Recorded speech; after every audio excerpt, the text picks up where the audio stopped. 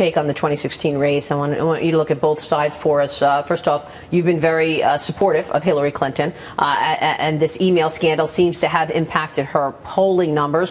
What's your sense of the Democratic field right now with Hillary and Bernie Sanders and the potential for Joe Biden coming in? Well, I don't have any answers on any of, whether Joe Biden's coming in, and Bernie Sanders is clearly a fascinating person. I do support Hillary Clinton. I think she would make the best president because of her background, her knowledge. She is so smart and works hard. And I think the part that I find depressing about the email issue is it is completely diverting attention from what we should be talking about, which are the issues, both the domestic ones in terms of what is happening to the middle class in our education and health programs, and then internationally. I mean, we could spend a lot of time we've spent on the Middle East, but we ought to be talking about President Xi, who's just been here from China, what our relationship with India is, what is going on in Africa, what are the issues abroad that affect Americans, and she's got some very, very important ideas on that. So I do think that it's time for us to talk about the issues. Shouldn't she talk about this much more to ensure that people understand where she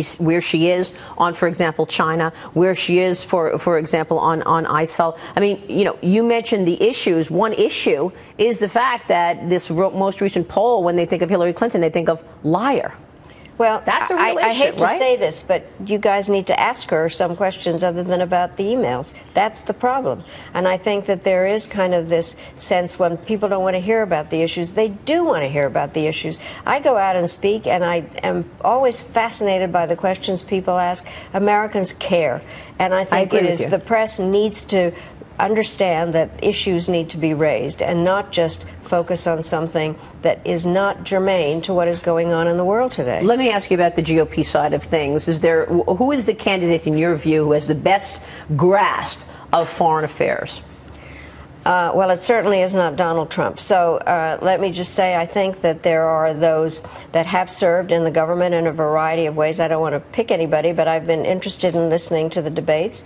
And I think that there are those who have a very, I may not agree with their understanding, but they understand what the issues are and are not insulting people around the world or in this country. I do think that elections are about the responsibilities of the candidates and the responsibilities of the citizens to learn the issues, and then the press to really push on questions that are issues related. I hope that happens. I think you make all the right points, Secretary. I've got to be honest, because I think that this lack of specific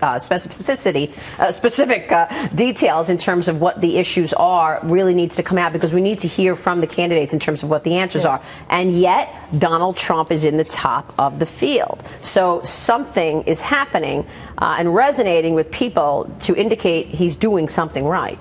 Well, I think people are angry about what is going on in terms of in Washington, the gridlock. I think they're genuine and legitimately, I have to say. I love Which is why politics. John Boehner left. Well, and I think it's sad. I've worked on the Hill. I worked for great Senator Ed Muskie. I worked in the White House. I've been up here as ambassador to the UN and then secretary. I so respect our government. I am chairman of the board of the National Democratic Institute that talks about democracy promotion abroad. And when I say, people abroad say, well, what's the essence of democracy? And I say but And they say, yeah, like you guys. So we are not exactly a great example at this moment. And I do think people want to hear it.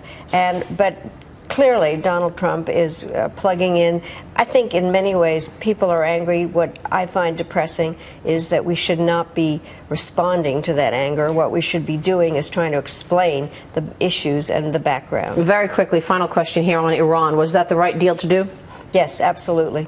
I think that it obviously has to be implemented. We will be watching that very carefully, and I think that it was the right deal to do, and I think it protects us and it protects Israel. Secretary, good to see you. Thanks so much for joining us. Great to see you. We appreciate your time very much. Secretary Madeleine Albright will be right